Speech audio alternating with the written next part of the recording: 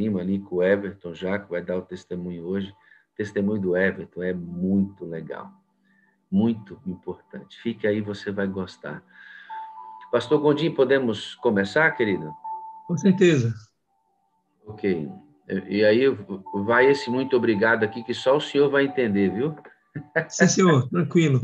Muito obrigado mesmo. Eu só peço a oração de um santo aí para mim, para me ajudar. Vou pedir agora, pastor, vou pedir agora que o pastor Edinaldo Limoeiro, que está aqui com a gente com a câmera aberta, faça a oração, pastor, pelo pastor Gondim, por gentileza. Legal, pastor. Agradeço essa oportunidade, orar pelo meu mestre, né? Pelo pastor Gondim, que foi meu professor. Temos o privilégio e a alegria de ser aluno dele, e aí meu parceiro aí de encontros de casais. Coisa linda, pastor, fantástico. Convido o pastor Gondim para o encontro de casais, que você vai ver coisas tremendas acontecer, viu? É um homem de Deus. Privilégio. Santo Deus, graças te damos, bondoso Pai, porque temos a plena certeza que já estamos na tua santa e poderosa presença. Obrigado, Deus, pelo privilégio de mantermos comunhão com o Senhor, com Jesus Cristo e com o Espírito Santo. Pai Celeste, teu servo, teu filho, teu ungido, vai trazer ao Pai a palavra agora a todos nós.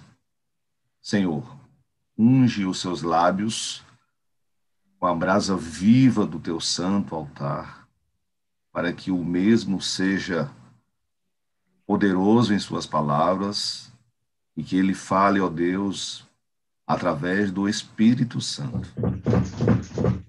Que as nossas necessidades sejam sanadas e que a mensagem ela produza em nós frutos dignos para a eternidade.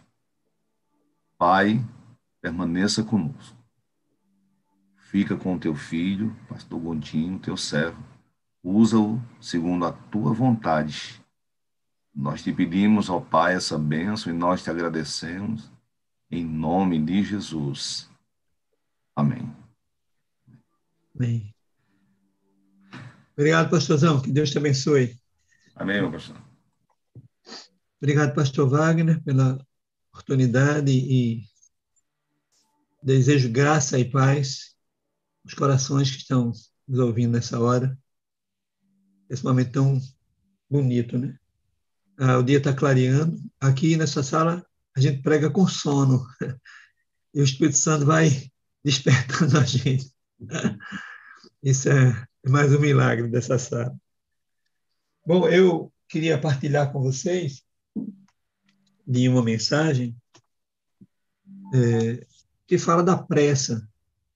Há um ditado que diz que a pressa é inimiga da perfeição, mas aqui hoje nós vamos aprender o inverso. Vamos aprender que para nos aperfeiçoar precisamos de pressa, e muita pressa. Eu conto nessa hora uma parábola de um jovem que estava indo para a igreja e ele, nessa parábola, conta que o inimigo, o diabo, o seguia. Ele olhava para trás, percebia, olhava para trás, percebia, dobrava uma esquina, dobrava outra e o inimigo, Satanás, no seu encalço. Até que, em algum momento, ele interrompeu o seu caminho e perguntou ao inimigo o que ele estava fazendo. Né? E o inimigo lhe respondeu: eu estou lhe seguindo, eu estou indo para onde você está indo. Mas como você sabe para onde eu estou indo? Não, eu sei, você está indo para a igreja. E aí Satanás lhe disse: olha, nos demais ramos do meu negócio, tudo corre à revelia. Mas com relação ao povo de Deus, eu tenho que cuidar pessoalmente. E aí o jovem perguntou: mas como você faz isso? Ele disse: olha, eu uso estratagemas, né, engano, que são as minhas armas favoritas, para desarticular, para tirar ele de tempo, para que, acaso eles persistirem em ir para a igreja, eles cheguem sem nenhuma condição de adorar. Eu coloco marido contra mulher, eu coloco filhos contra pais, a mãe reclama porque o filho não estudou a lição, o pai reclama porque não encontra gravata, onde está a minha Bíblia, onde está meu inário.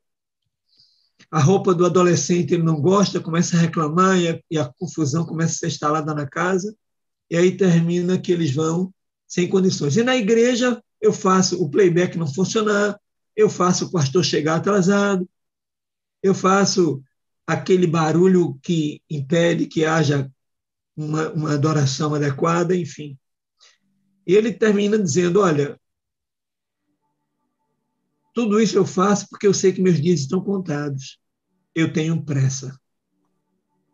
Bom, a partir dessa parábola que li há pouco tempo, me veio a ideia de pensar, como assim? Por que ele está com pressa? Né? E ele diz, meus dias estão contados. Ainda bem por isso, né, que seus dias estão contados. E nós sabemos disso porque a vitória já foi dada para nós. Eu creio nisso e digo amém, aleluia e glórias a Deus. Nós já somos vitoriosos. Paulo diz que nós já estamos assentados com Cristo nos lugares celestiais. Isso é maravilhoso. Amém? Bom, mas isso me remeteu a uma história bíblica que fala da pressa aí. É bem incomum, né? Isso acontecer na Bíblia. Mas lá no livro de Gênesis, capítulo 19, Gênesis capítulo 19,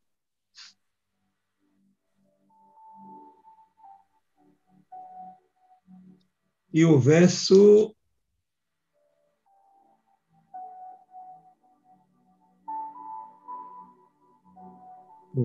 14.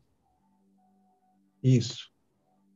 Verso 14 diz o seguinte, então saiu Ló, Gênesis 19, verso 14, saiu Ló e falou aos seus genros, aos que haviam de tomar suas filhas, e disse-lhe, levantai-vos, saí desse lugar, porque o Senhor há de destruir a cidade.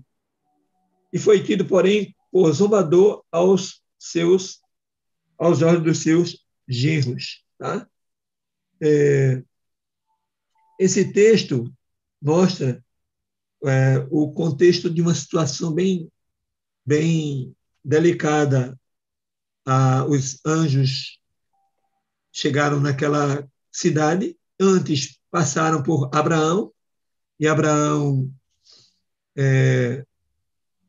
perguntou, olha, você vai destruir a cidade, mas e se tiver um justo lá na cidade? Se tiver 50 justos, ele começou com 50.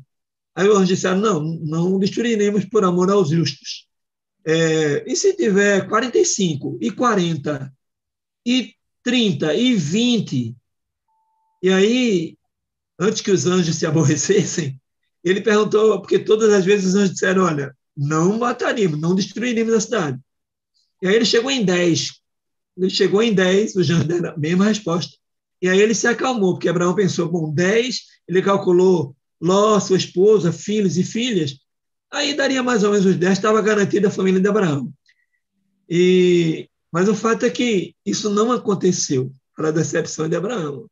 Não havia nem um justo sequer, quanto mais 10. E isso é preocupante, porque os anjos, quando entraram naquela casa, disseram, olha, apressa-te que nós vamos destruir esse lugar. E nós só podemos destruir quando vocês saírem desse lugar. Então, a palavra pressa, usada pelos anjos, é a referência principal desse momento, dessa reflexão que falo a vocês. Notem, quando Deus é bastante longânimo, né? Para ele chegar a atitudes mais radicais, incisivas, demora. Veja que ele passou 400 anos esperando a condição para tirar o povo do Egito. Mas quando ele decidiu, foi tudo muito rápido. O tempo que ele esperou para destruir também essa cidade, dando misericórdia, compaixão, mas também quando ele decidiu, foi o fogo do céu e destruiu tudo. O próprio Jesus, né, demorou tanto para vir, mas quando ele chegou, e no dia do seu batismo ele começa o seu ministério para valer, e em 3 anos o seu ministério estava encerrado. E Paulo também, né, com tão pouco tempo, conseguiu, junto com os discípulos, que o evangelho fosse pregado em todo mundo. E ele disse isso, que o evangelho já tinha sido pregado em todo mundo. Portanto, além disso, outras expressões, outros textos que falam dessa expressão, né, falando de pressa, Ageu diz, está muito perto e se apressa o grande dia do Senhor. E o próprio Jesus disse, logo virei sem demora. Esses textos que alguns teólogos classificam como tardança, eles são muito comuns hoje e usados hoje, porque, na verdade, essa pressa não é uma pressa que está atrelada exatamente, literalmente, à volta de Jesus. Notem, hoje, por exemplo, nós estamos nessa ânsia. É agora, pode ser que seja hoje, não importa. Tomara que seja. Mas se não for hoje, nossos passos precisam se apressar imediatamente na direção da consagração, do renascimento no Espírito, da mudança de atitude e de postura, de uma igreja mais sólida. Eu tenho alguns textos de Ellen White, que não dá tempo expor agora, colocando a condição da igreja, dizendo que o espírito missionário desertou da igreja, que Deus precisa de um povo preparado, que precisamos ter pressa nisso. Inúmeros textos, mas essa pressa é uma pressa indicativa do nosso tempo de hoje. Em todo o tempo, os apóstolos, os discípulos, os adoradores verdadeiros precisaram de apressar seus passos nesse sentido, porque o tempo que temos para a volta de Jesus é o tempo de nossa vida. É agora, é hoje. Naquele dia foi naquela hora, naquele momento. Era a decisão. Os anjos entraram e começaram a apressar todo mundo.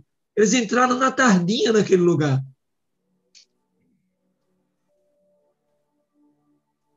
Então, nós precisamos pensar nessa urgência como urgência cotidiana, uma exigência de apressar os nossos passos agora. Se tem problema com a esposa, resolve agora. Com os filhos, resolve agora. Com o pastor, com o irmão da igreja, com alguém da comunidade, resolve agora. É hora de estarmos prontos, de sermos banhados pela graça todos os dias, de renovarmos nosso nascimento no Espírito todos os dias. E temos pressa nisso, não adiarmos isso. Sabe por quê? Porque quando a morte chegar, e ela chega inesperadamente, nós somos encontrados prontos. Porque nós não nos preocupamos em nos apressar, não porque agora há muitos sinais, ele volta agora. Que eu saiba, Deus não revelou para ninguém que é agora. Não há nenhuma revelação que é para agora. A revelação mais clara é que o último sinal é que a pregação seja dada a todos os povos, a todas as línguas. Aí sim virá o Filho de Deus. E isso parece distante. Uma igreja débil, fraca, doente, incompetente. E eu não falo da igreja adventista, eu falo de todas as igrejas evangélicas, que é caracterizada hoje como uma igreja que não tem pressa. A igreja de Laodiceia não tem pressa, porque ela é lenta, ela é letárgica, ela não é quente nem é fria, ela causa angústia e náuseas nas pessoas e especialmente em Deus, em Cristo, que diz, estou a ponto de vomitar da minha boca. Ele está falando para nós, para a nossa igreja de hoje. Não precisamos nos preocupar tanto com a volta dele, porque milhares de pessoas nesses 6.000 anos já morreram e Jesus não chegou ainda para eles, mas chegou ao mesmo tempo. Porque o próximo passo da vida de todos é despertar na ressurreição, e isso é segundos, é como se fosse segundos, é como se fosse um sono. Eles despertam e agora vem Jesus. E os que estavam prontos, que tiveram pressa em estar em dia, em vida, independente da volta de Jesus. E Ellen White, depois da grande decepção, cansou de dizer isso. Hoje, ela repete, é agora o momento de estar nesse estado de espírito constante. Queda vamos ter. Se acaso cair, podemos levantar. Cair é humano, mas o levantar é divino. Filhinho, não pequeis, mas se acaso pecares, vocês são advogados junto ao Pai. Satanás brama como leão buscando a quem devorar. Mas sujeitai-vos a Deus, resistir ao diabo, e ele fugirá de vós. Então, essa é uma luta de agitação, de pressa constantemente. Mas seria bom que disséssemos nesse momento, especificamente, em que deveríamos ter pressa. Primeiro, o anjo entra e diz, apressem-se, porque nós vamos destruir esse lugar. e não podemos destruí-lo enquanto vocês estiverem aqui. Porque, embora não tivesse nem 10 justos, mas a misericórdia do Senhor é tremenda. Ele disse, mesmo assim, por conta da intercessão de Abraão, eles não disseram, mas a gente aqui sabe disso, eu vou salvar vocês. E sabe por que o mundo não acabou ainda, não destruiu tudo, com pandemia ou sem pandemia? É por causa dos santos, que eles existem. O Senhor diz que o povo dele é como a areia do mar, mas somente o remanescente será salvo. E esse remanescente está aqui nessa sala. Não posso dizer que são todos, porque são muitos chamados, mas poucos escolhidos. A seara é grande, mas são poucos ceifeiros. Então, são poucos que estão na sala também. Pode ter 10 mil, 12 mil. Queremos que sejam todos, mas para isso precisamos pressa, sinceridade de coração. Porque ele vai destruir esse lugar. E não destruir ainda por causa desses intercessores. Por causa dos quartos de guerra. Por causa dos corações de guerra. Porque quem não tem os bilhetes nos quartos ainda, tem nos corações e na mente. Diga amém. Deus seja louvado por isso. É por essa intercessão que o mundo ainda não foi destruído totalmente. Jesus está dando chance para mais pessoas. Então não se preocupe com a hora. Tem gente até marcando, gente, que vai ser em 2021, que vai ser em 2023. A Bíblia não nos autoriza a isso. Nem dia, nem hora, nem ano. Só Deus sabe. Isso não importa para nós. Deus não está preocupado que a gente crie agora um grande movimento de revivamento porque está próximo da volta dele. Não. Nós precisamos criar esse movimento porque é necessário hoje, no passado e amanhã. É agora, é hoje e é com pressa. Nesse caso, a pressa é amiga da perfeição. Bom, mas que pressas são essas? Primeiro está nesse texto que acabei de ler, né? Então saiu Ló, falou a seus genros, aos que haviam de tomar suas filhas, e disse, olha, levantai-vos, vamos sair desse lugar, é pressa, vamos logo, porque o Senhor vai destruir a cidade. Na verdade, eles foram levados para o monte de Zoar. Os anjos perguntaram para onde deveriam levar, e Jó pediu, nos leva para o monte de Zoar. Então, nós precisamos apressadamente estarmos constantemente no monte de Zoar, porque está tudo sendo destruído. A sala 57 é para nós um monte Moriá, um Getsêmani, um Sinai, um monte de Zoar. Vou subindo para o monte a beber da limpa fonte de água pura e salutar. Mesmo que você não esteja na sala 57, vá para o monte de Zoar. Vá para o monte Moriá. É o lugar da segurança. E muitos hoje estão. E quando tudo for destruído, esses vão ser salvos. É um estado de espírito. Não é exatamente um lugar. Mas eles riram. Alguns têm rido também da gente quando a gente convida para a sala 57 ou para o Monte Moriá. Eu não tenho tempo, não tenho condição. Eu também não tinha tempo, viu? Mas aprendi a ter tempo de estar nesse lugar que Deus consagrou. Eles riram. Então, veja. Os irmãos que estavam fora da casa, as suas esposas, os maridos da esposa, das filhas que a casa estiveram fora, todos foram chamados, mas não quiseram, riram, não quiseram sair daquele lugar. A pressa primeira que eu queria enfatizar é pressa em sair do mundo, gente. Nós precisamos ter pressa em sair do mundo.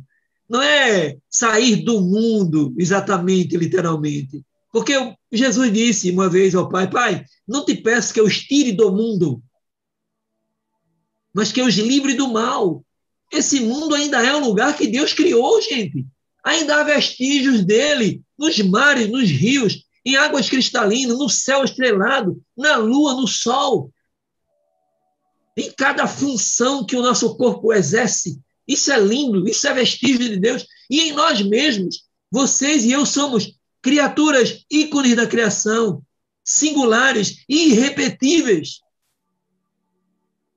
E é por isso que o Wagner diz constantemente, né? Você é a parte visível de Deus.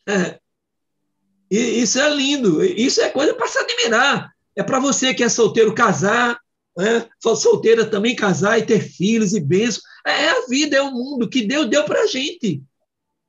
Fora tudo, todas as outras coisas que Ele nos presenteou. Agora, as coisas ruins, péssimas, prejudiciais, carnais, essas nós temos que nos livrar dela. E com pressa. Dos canais proibidos, das comidas proibidas, do orgulho, da vaidade, tipicamente laodiceano, da preguiça, da letargia, tipicamente laodiceano, do apego às coisas materiais. Mamãe, eu vou sair, vou fechar a porta do meu quarto. Não deixa ninguém pegar. Se pegar, eu mato. Mata mesmo, viu? Se pegar, o bicho pega dentro daquela casa. É um terror. O apego às coisas, né? Vivemos num tempo em que coisificamos pessoas e personificamos coisas. Damos às pessoas o valor de coisas e às coisas o valor de pessoas. Por isso que Bauman, um grande escritor da contemporaneidade, diz que o amor que vivemos hoje é líquido. Até o amor por Deus de muitos cristãos é líquido, é fluido.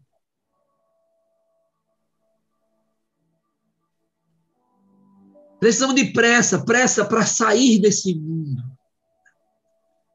Para ter mais amor pelas coisas de Deus. Sabe que aquela mulher e aqueles filhos que não queriam sair, que Ellen White diz no Patriarcas e Profetas, que o povo demorou muito a sair, eles não queriam sair, e ela também não queria sair.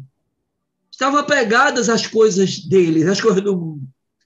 E não queriam sair daquele lugar, não.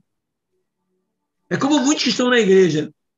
E o pastor Wagner tem apelado tanto a isso que, se o chão tiver seco, árido, da igreja, quebrou tudo. É preciso umedecer, água, chão molhado.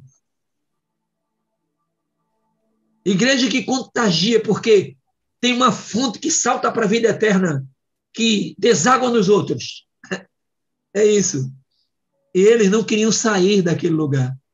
E nós não vamos conseguir nunca essa condição de renascimento do Espírito se continuarmos insistindo em permanecer apegados às coisas do mundo.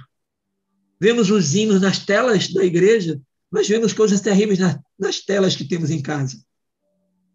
Falamos docemente com os irmãos, mas tratamos a mulher ou o marido como se não valessem nada. O outro é o seu Cristo. Por isso ele vai dizer, nunca vos conheci.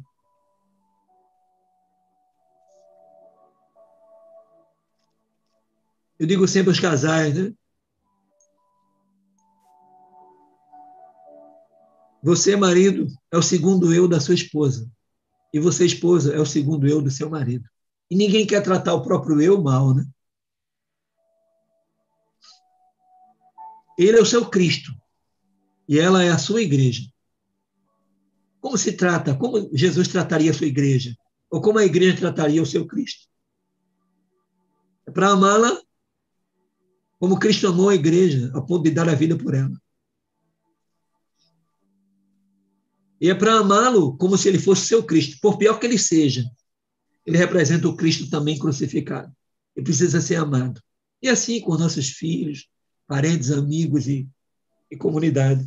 A segunda pressa, porque o tempo está correndo e eu não posso me demorar muito, a segunda pressa é a pressa em preparação. Pressa em preparação. Nós precisamos nos preparar, gente. Lembra das virgens loucas?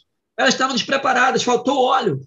Então é preciso o renascimento todo dia para nós nos mantermos preparados, porque o Espírito nos prepara para a hora. Não é a hora de Jesus voltar.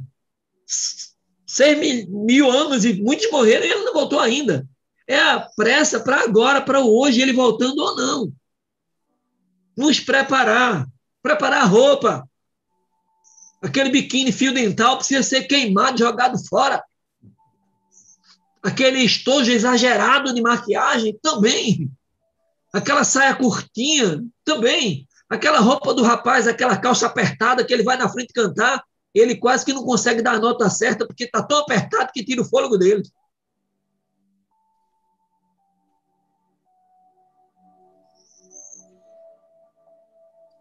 Tem que preparar a roupa, tem que preparar o coração, tem que preparar a mente, preparar a Bíblia, risca toda ela, para apresentá-la aqui, Senhor, li, está tudo marcado.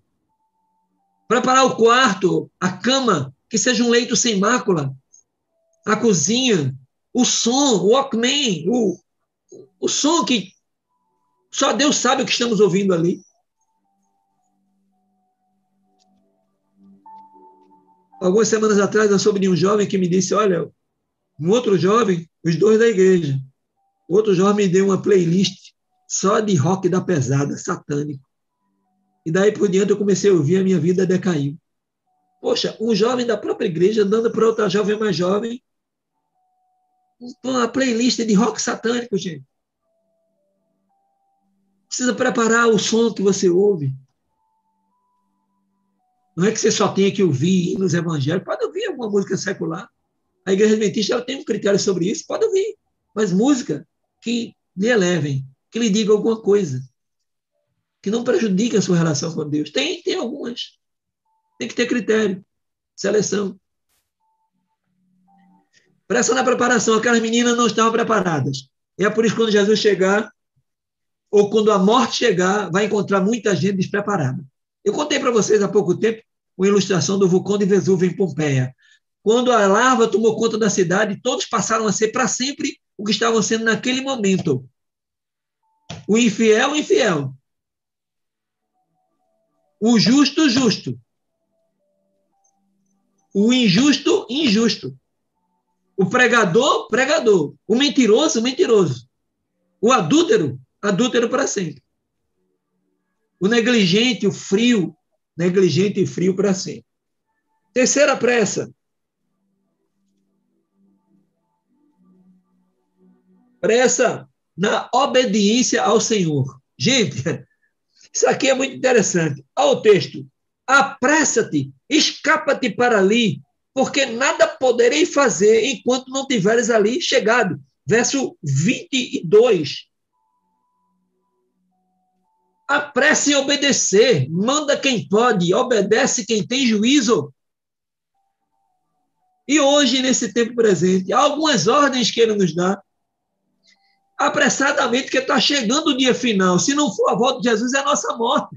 Todos nós estamos próximos da morte, até quem é mais novo. Temos visto aí tanta gente jovem agora pela Covid e por outras razões, acidente de moto, seja o que for, morrendo, desaparecendo. Acabou para ele. É logo, é agora, é pressa, gente. É levantar-se de onde você está hoje e decidir. Eu vou pedir perdão para quem eu magoei. Eu vou devolver meus dízimos e ofertas que estou devendo há muito tempo. Eu vou pregar, porque há muito tempo que eu não levo uma alma a Cristo, não influencio ninguém. É agora, é hoje, é nesse momento. É decisão do coração, pressa. Apressa-te, porque nós vamos destruir esse lugar enquanto vocês não tiverem chegado lá, fora, nós não podemos destruir. E chamou aquela cidade, aquele monte de Zoar. Pressa na obediência ao Senhor. Eu vou citar aqui algumas pressas que o Senhor tem. Primeiro, pressa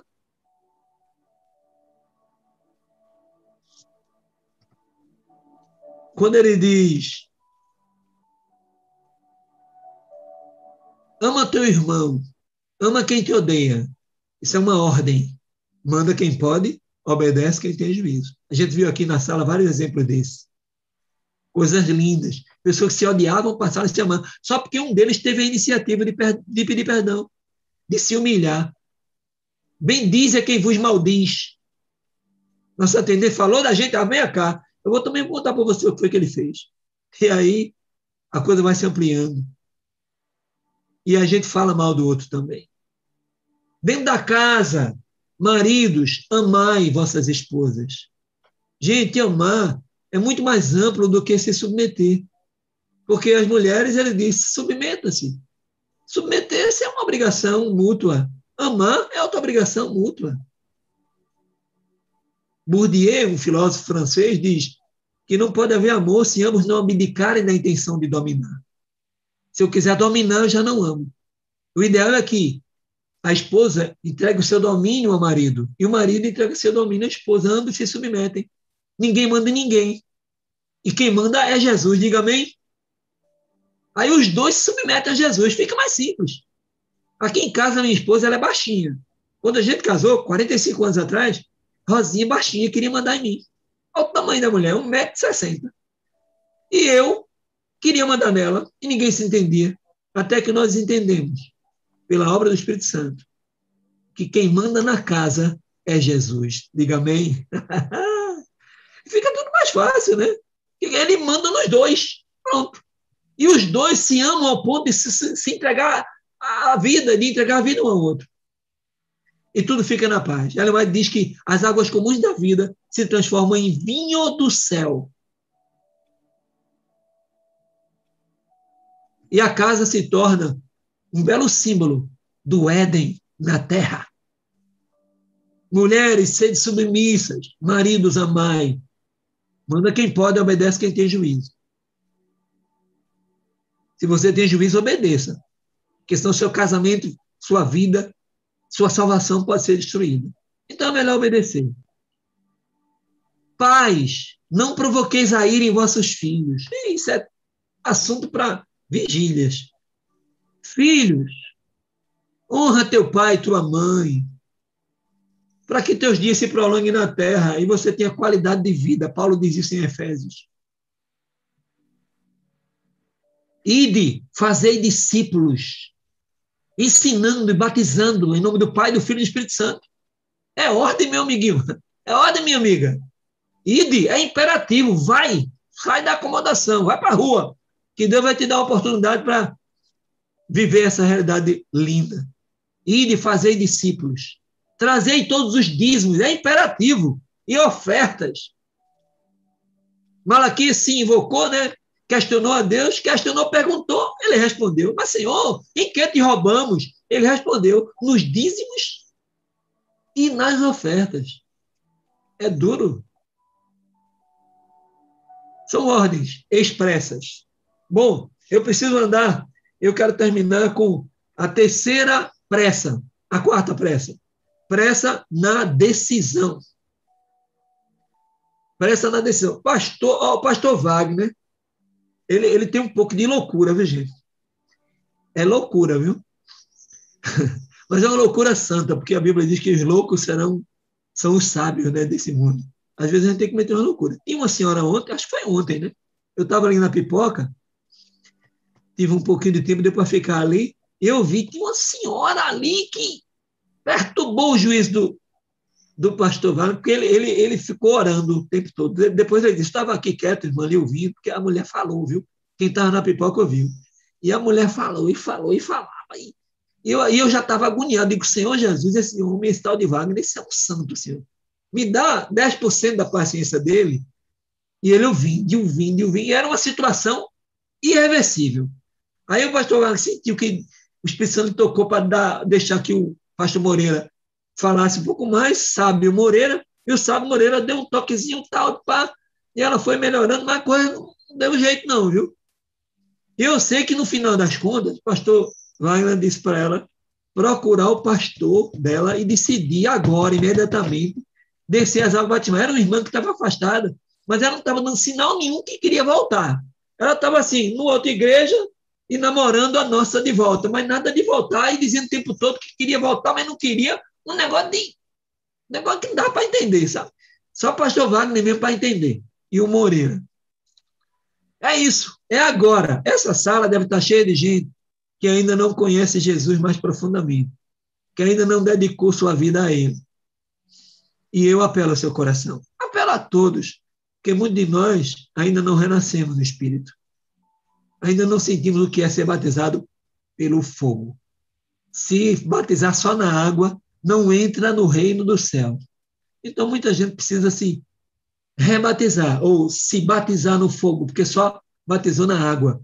Eu queria convidar vocês e aqueles que nem sabem o que é batismo, como aquele eunuco, nem sei o que é isso. E aí Filipe lhe perguntou, olha, você crê? Eu creio. Então, se você crê, meu amiguinho, vamos descer as águas. Eu te ensino o resto depois. E você vai aprender tudo. E foi assim. E eu quero hoje convidar você que ainda não conhece a Cristo. Por favor, não diga que vai pensar. Não diga que seu marido não deixa. Que não ama a mim, ama mais o outro familiar do que a mim, não é digno de mim. Lá em casa, o pau comeu. Era surra de cipó de goiabeira, fio de ferro e mangueira de aguar jardim. Ô, delícia, viu? Quantas surras levamos? Porque éramos crentes. Porque cantávamos na sala. Porque devolvíamos o dízimo e quando ele pegava o envelope, o meu pai em casa, era sofrimento. Íamos para a igreja escondido. Quando ele ia para os shows dele e tal, no mundo, que ele era cantor e tudo. Não era fácil. Mas nós persistimos. E insistimos. E continuamos. E sofremos. 7 irmãos. E mais a Santa Vilma.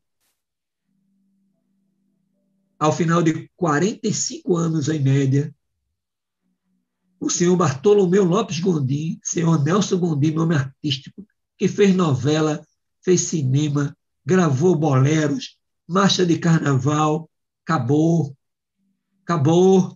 Ele demorou, mas quando decidiu foi ligeiro. É hoje, meu filho, eu quero que você me batize hoje. E eu era já pastor, né? E eu tive a graça, a alegria de poder descer as águas junto com meu pai e vê-lo experimentar a sua conversão. O meu pai, depois da conversão, ele falou com quase todos os filhos, ou com os lábios ou com os olhos, dizendo, me perdoe por tudo que eu lhe fiz. Talvez a minha irmã velhinha fosse a mais afetada, tenha sido a mais afetada, porque ela sentiu isso mais profundamente no meu pai, lhe pedindo perdão por todo o mal que ele fez. Essa é a hora de você também reorganizar sua vida, entregar seu coração a Cristo.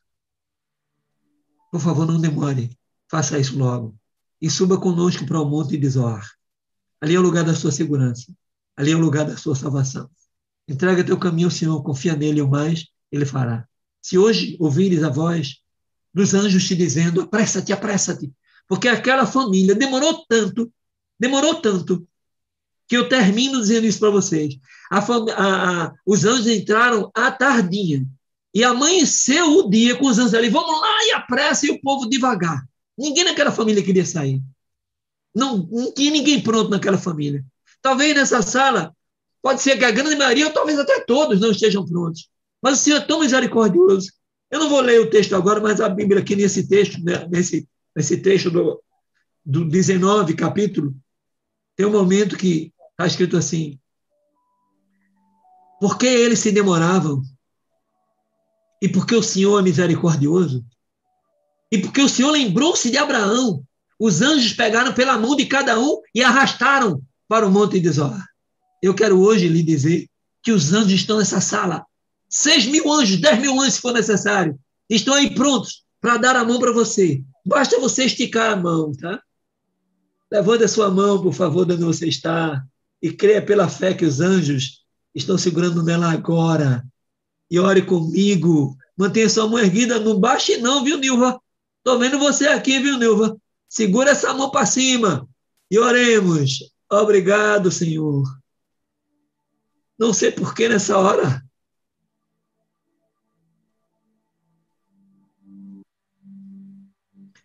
estamos aqui falando do teu povo, mas tu sabes. Erguemos a nossa mão a ti pela fé, do mesmo modo que estaremos quando tu vieres na glória do céu. E de algum modo sentiremos o toque de tuas mãos em nossas mãos. Agora que os anjos estejam nesse lugar, que estão nesse lugar, por favor, Senhor, permita que eles nos coloque a mão sobre nós e nos tire pela fé desse lugar. Nos faça viver no mundo sem estar no mundo, renascendo cada dia, para que finalmente possamos renascer na tua glória, na vida eterna, em Cristo Jesus. Toca-nos, molda-nos e eleva-nos a uma atmosfera santa e pura, onde as ricas correntes do teu amor possam fluir para sempre em nossa vida e nosso coração. Nós entregamos todo esse povo lindo, maravilhoso, sob os teus santos cuidados, sob os cuidados do teu Santo Espírito que está presente nesse lugar. Em nome e por amor do Cristo que morreu, mas está vivo, intercedendo por nós todo o tempo. Amém e amém, Senhor.